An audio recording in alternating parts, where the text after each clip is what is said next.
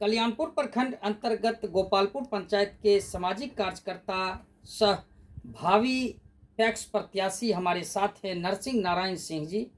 और पिछले बार कुछ अंतर से इन्हें हार खानी पड़ी। इन्होंने मतलब कुछ मतों से हार गए पैक्स अध्यक्ष के रूप में।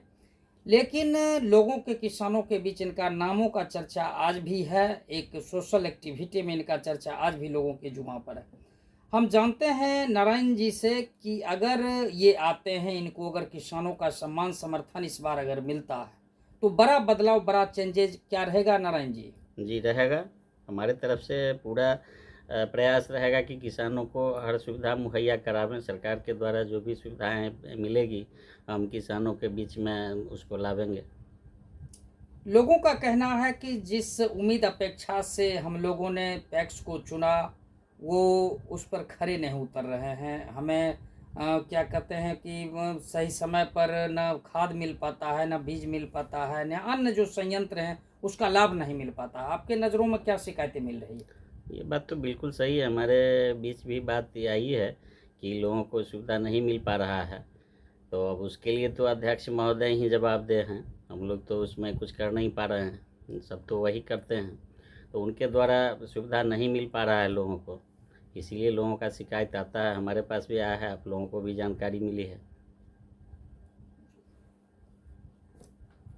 अगर आप आते हैं, अगर हम आते हैं, अगर जनता अगर हमें चुनती है तो सरकार के द्वारा जितना भी धान अधिप्राप्ति हो या गेहूं अधिप्राप्ति हो या जो भी सरकार के द्वारा सुविधाएं मिलती है पैक्स के द्वारा, सभी को हम लाने का प्रयास करेंगे।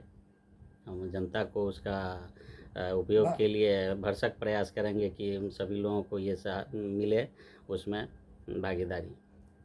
प्रायः ये आरोप रहता है ये तमाम जनता का कि हम लोग अभी भी छूटे हुए हैं, मेरा नाम नहीं लिस्ट में आया है।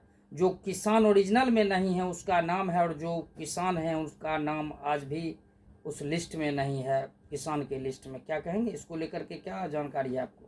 जी, ये भी बात बिल्कुल सही है। जो जितने किसान हैं, सही में जो किसान हैं उन लोगों का अभी तक नाम नहीं जुड़ पाया है पैक्स में। उन लोगों को नाम जोड़ना चाहिए, ऑनलाइन के माध्यम से हो। और जो लोग स्वेच्छा से अपने ऑनलाइन सदस्य बनना चाहते हैं उनका नाम नहीं कटे। जो लोग ऑनलाइन कराते हैं उनका नाम नहीं कटना चाहिए सदस्यता से। और यही हमारा कहीं कहना न है। कहीं जी, नरसिंह जी ऐसा लगता है कि विभागीय सहयोग नहीं मिल पाता है लोगों को, आम लोगों को। विभाग अगर सहयोग करेंगे तो ऐसा नहीं होता। विभाग को भी हम आग्रह करेंगे कि इस पर ध्यान दें और लोगों का जितना भी सदस्य लोग बनते हैं ऑनलाइन कराते हैं उन लोगों का नाम रहे, कटे नहीं। और जितने भी अधिक से अधिक किसान जो छूटे हुए हैं उनको भी लाभान्वित कराया जाए।